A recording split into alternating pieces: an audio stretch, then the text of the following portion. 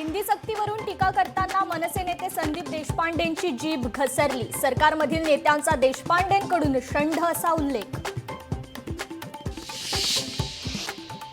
त्रिभाषा संदर्भात आज वर्षावर रात्री 9 वाजता महत्त्वाची बैठक। मुख्यमंत्री आणि उपमुख्यमंत्र्यांच्या उपस्थितीत होणार बैठक। मी पक्षात नाराज नाही, आता थांबावंसं वाटतं, हे वैयक्तिक मत। नाराजीच्या चर्चेवर भास्कर जाधवांचं स्पष्टीकरण। शेतकऱ्यांनी कर्ज भरायलाच हवं, कर्जमाफीचा अधिकार मुख्यमंत्र्यांचा। कृषी मंत्री माणिकराव कोकाटे यांनी स्पष्ट केली भूमिका। सांगलीच्या आटपाडीत वडिलांकडून पोटच्या मुलीला अमानुष मारहाण। 12वीच्या सराव परीक्षेत कमी गुण मिळाल्याने मारहाण। वडिलांच्या मारहाणीत मुलीचा दुर्दैवी मृत्यू।